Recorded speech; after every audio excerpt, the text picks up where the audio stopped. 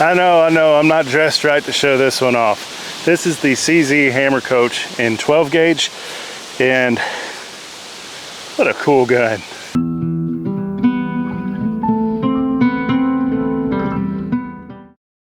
Imagine the year is, oh, I don't know, late 1800s, early 1900s, and you are a stagecoach, shotgun rider, security guy, or hell, I guess just homesteader, and you wanted something that was handy and packed a decent punch.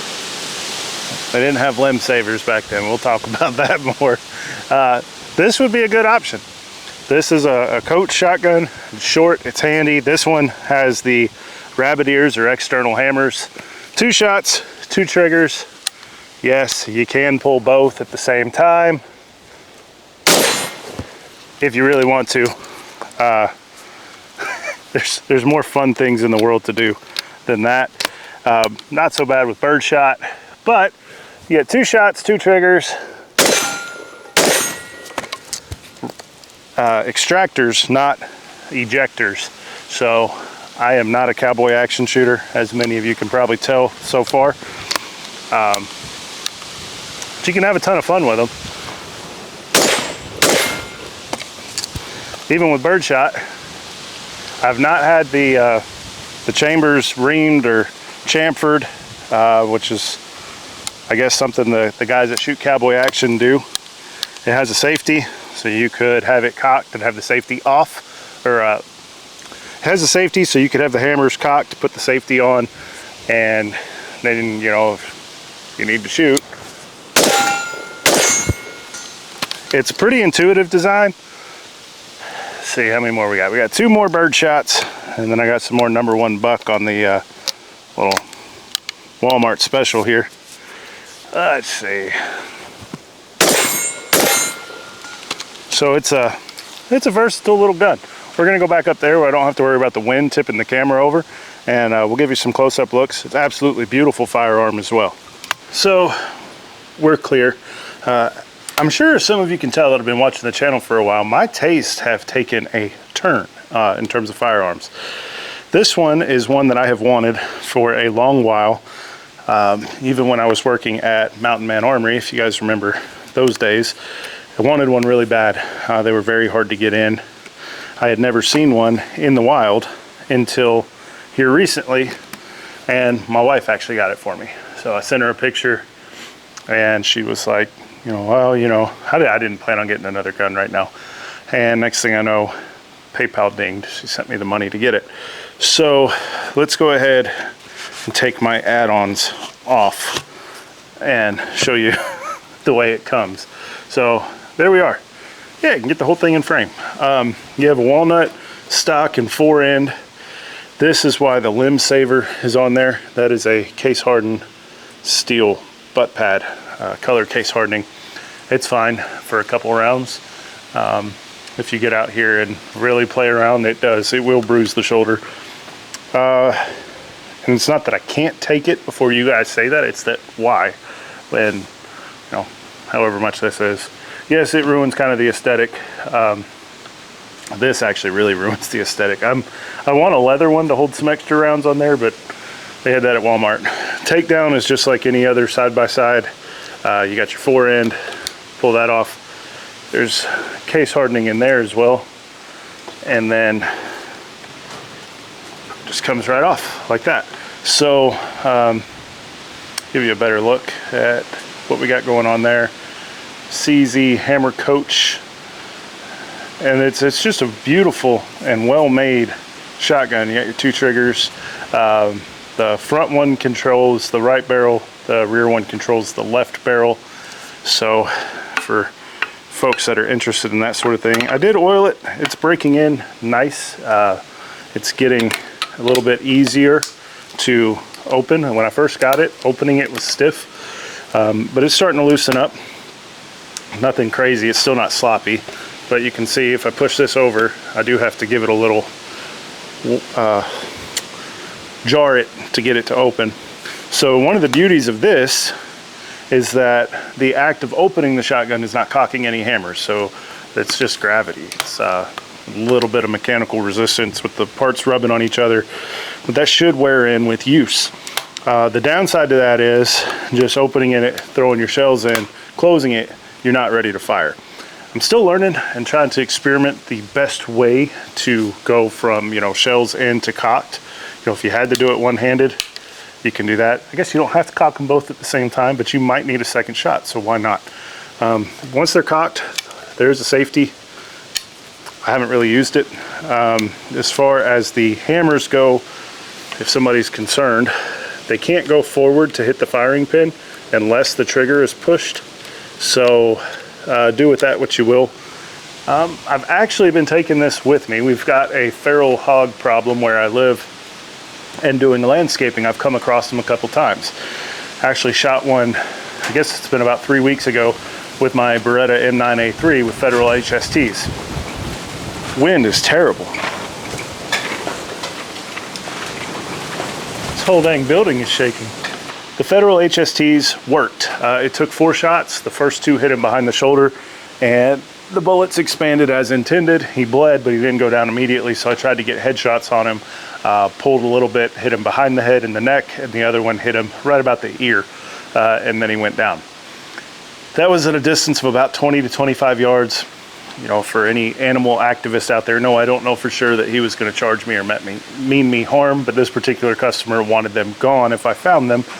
Then I found one, and it was legal to shoot there, so I shot it. That got me thinking, though, if he had charged me, I'm an okay pistol shooter, for those of you that have watched. I'm not anything to write home about, but I'm a sufficiently talented amateur, we'll put it that way. It gets a lot harder to hit a moving target, especially something that's trying to potentially harm you.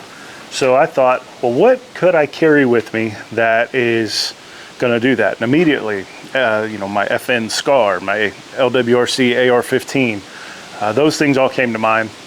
However, not everybody I come in contact with in my line of work is a gun person. So if you're reaching in the back of the truck, you know, the back seat to get water out, because I keep my water back there, and they see an AR, you know, in the seat back rack that I use from Gray Man Tactical, shout out to them, link in the description, that can inspire a different conversation or even a different set of feelings than something like this, or even my 870 Super Mag.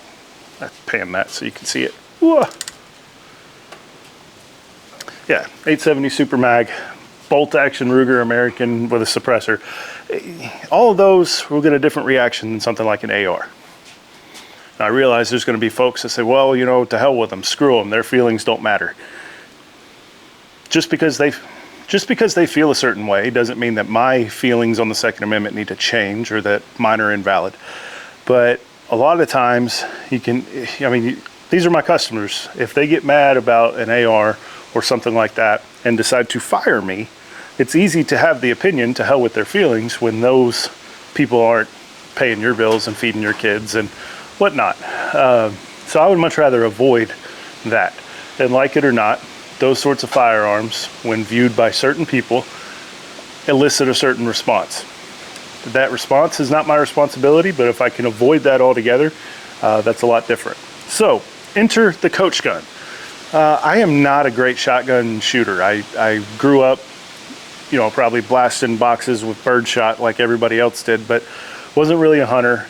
I'm not Jerry Michalek when it comes to a shotgun.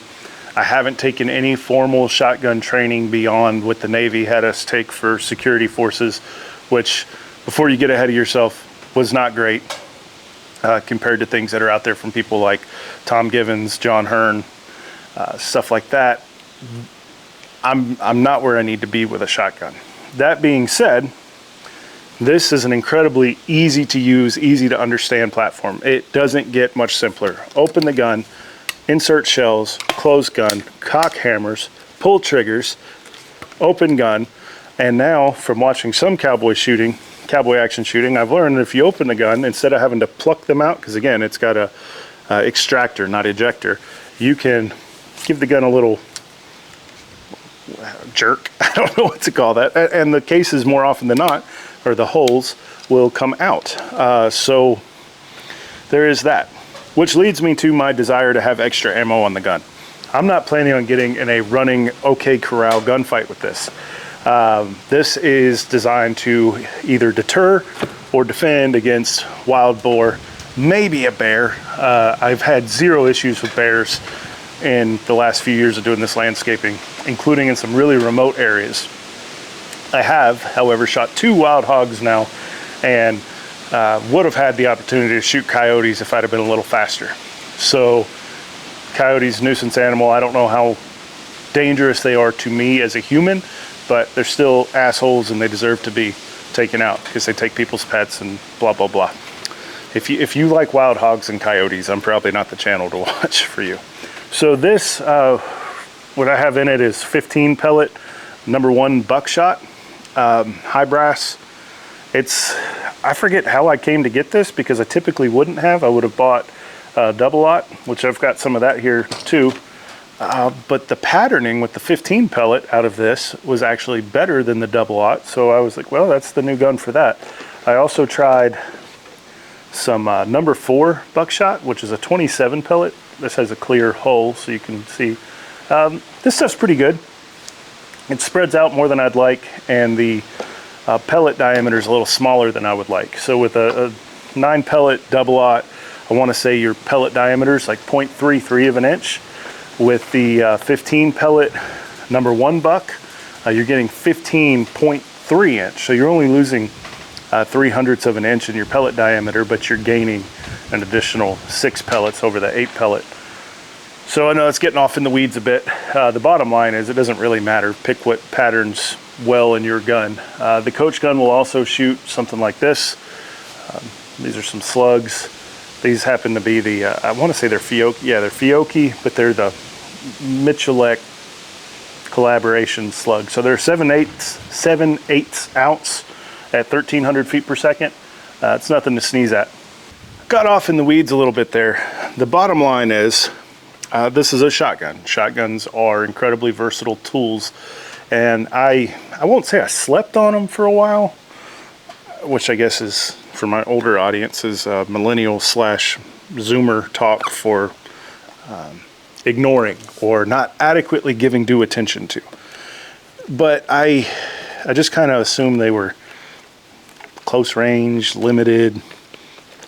The shells, limited capacity. The shells were weird.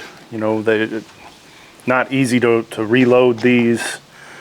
Got to go to Walmart more often. You buy them in a case of 100. It just didn't. I was a high volume shooter. I liked things like 9mm, 5.56 that I could reload easily. I know there's people that reload shotgun shells that are probably like, hey, you can reload them. I know. I don't have the space to run the separate reloading setup at the house, so I'm kind of limited on space. And I did work out a cost-benefit analysis on that, which is a fancy way of saying I tried to see if it made sense. It doesn't for me in the volume that I shoot. I would have to shoot an astronomical amount of 12 gauge, specifically birdshot, to make it make sense for me to load my own. It's cheaper for me to go buy a case of it whenever I want to come shoot shotguns and make videos. So I forgot where I was going. This happens a lot, believe it or not. Anyway, bucket list gun. My wife was fortunate enough to send me the money, so I picked it up. So huge shout out to her. And when I say bucket list gun, I have been wanting this gun for a number of years. I talk about my dad sometimes on here. He's the reason that I am into guns the way that I am. He had I want to say it was the Stoger coach gun, internal hammers. And my brothers and I had a ball with it. Well, my dad was in the building trades. He owned his own construction company, did primarily apartment renovations, and did fairly well until, you know, '08 and the aftermath therein. And a lot of stuff got sold out of the gun safe to, you know, provide for us.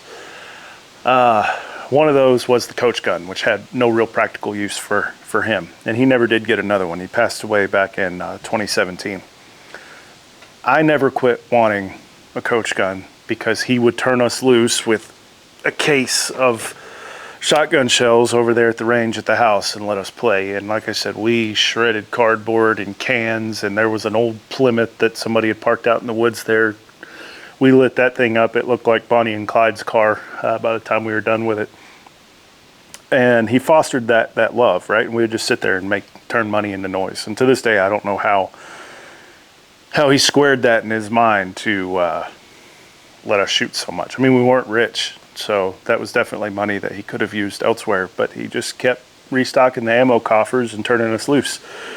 And I remember that from time to time as my kids get older, and now they want to shoot mostly 22s, but my oldest is wanting me to turn him loose on this so bad he can't stand it. I don't have the heart to tell him he's not big enough yet. This will be a traumatic experience for him.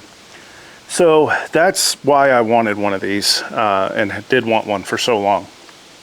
In terms of shotguns for home defense, I now own 5 shotguns. All of them are 12 gauge. Somehow that's just the way it worked out. So is this a defensive shotgun? Some folks are going to look at it and say, no, you know, you got 2 rounds. Even if you have another 5 on, well, now you've got 7 rounds total, and you've got 2 rounds before you have to reload, and it's a tedious process. To that I say, it has been a defensive shotgun since its inception. Maybe even offensive, but it has been a combat arm since they said, hey, if we take a fowling piece and we bring the barrel down to here, and now you can wield it, you know, a lot easier on a stagecoach or whatever. This has been a defensive firearm since its outset. Over time, has it lessened its efficacy?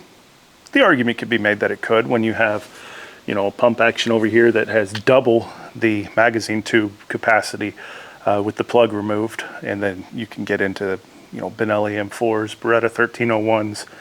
Are there more up-to-date variations of this? Absolutely. But I would say that, again, public perception. We're going to take a dark turn here for a second. So, let me give you a little hypothetical. Close your eyes if you need to. It's 2 o'clock in the morning, your door gets kicked in.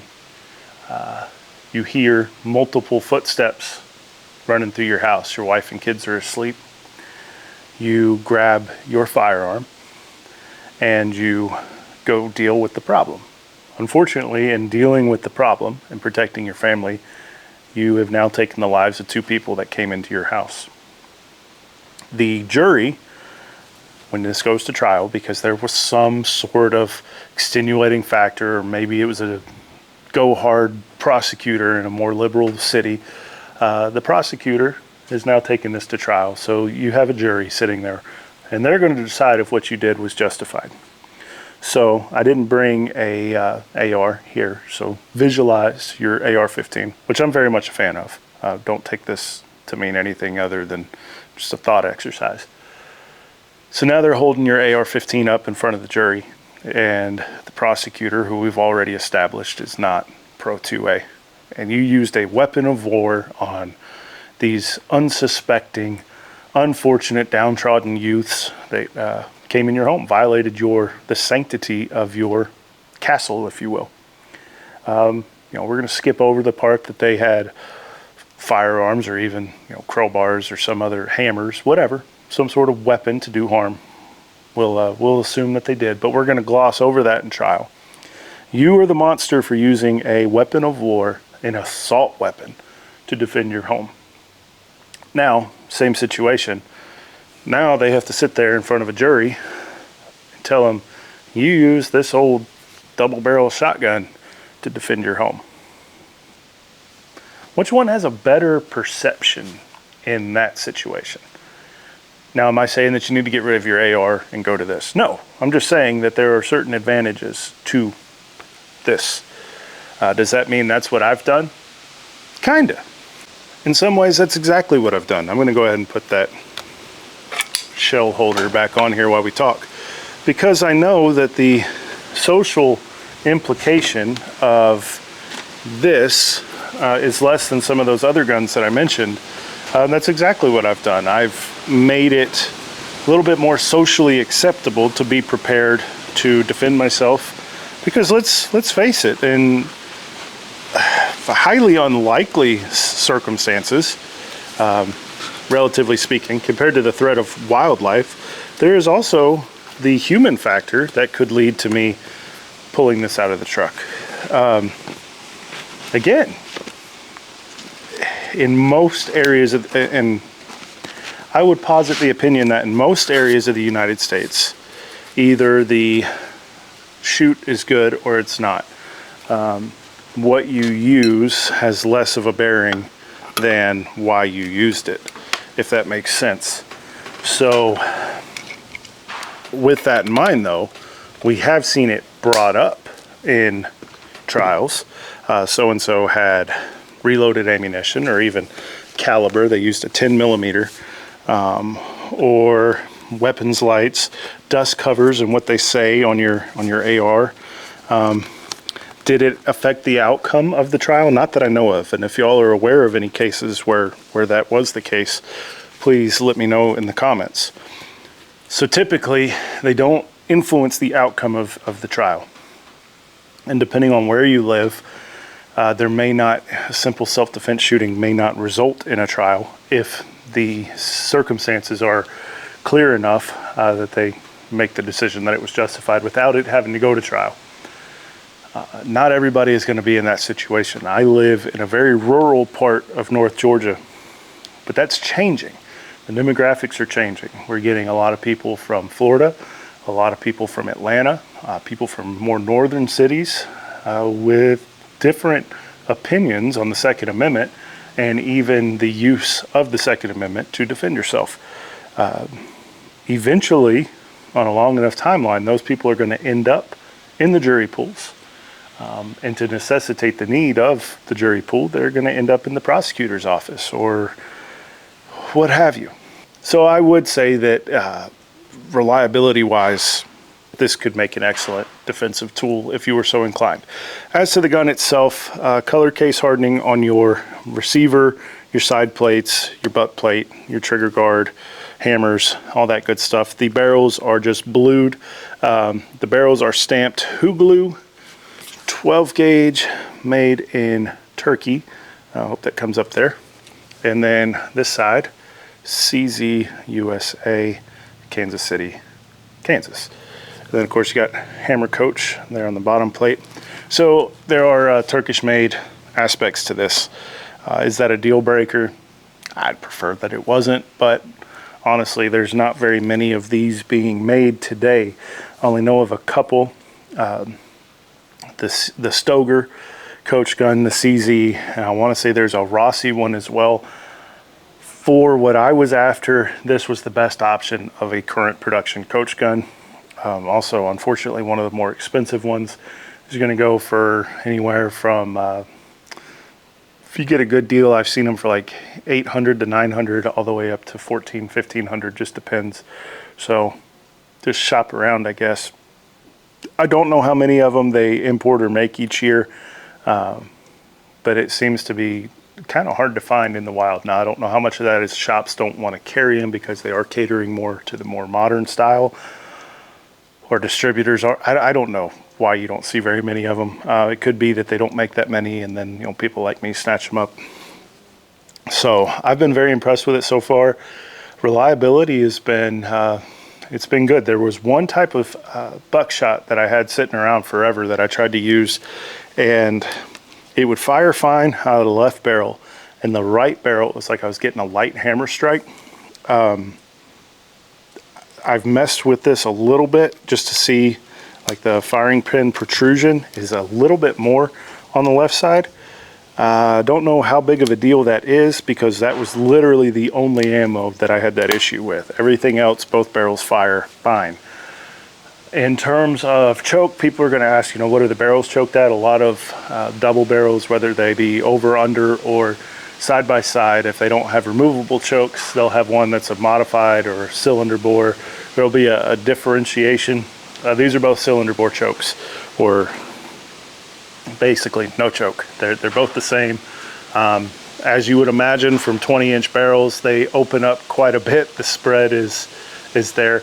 I would put more paper targets up and we could pattern it a little bit, but every time I've put them up today with the wind, they have blown off. Hopefully when I do the full review here in a couple months or so and have some more time to put rounds through it, we'll have a calmer day wind-wise and we can do some more paper shooting. I have taken it clay shooting, which was, I'm not a great skeet shooter on the best of days with a normal length shotgun. And I didn't go so well, but I did bust several. So that's where we're at, guys. If you've been following the channel for any length of time, it's probably strange to see me this excited about something like this and not a high capacity, super tactical red dot equipped 9mm or AR or suppressor. I don't know if I'm maturing or if I've been infected with the FUD virus or what, but I'm really enjoying the more traditional things in life. So I say that as I am carrying a revolver right now. There's gonna be a video coming on that too. So before we close, I'm gonna do a little shameless plug. I've started a second channel called Toccoa Defensive Training, which is gonna be the official channel for a business that I started for defensive firearms training, mostly handgun stuff. Got Rangemaster Instructor certified, and that is my new business endeavor. So if you would, and you're interested, go over there. This channel is still going to be more about the gear selection and reviews and whatnot. That channel is going to be more about defensive training, defensive mindset, maybe some drills and things like that to help folks at home as a resource. So if it's something you're interested in, go check that out. I don't know how frequently I'll be uploading over there, because now I've got to schedule my filming for Archetype of Man and that, but if you would, go check it out. It would be much appreciated. As always, stay safe, and I'll see you next time.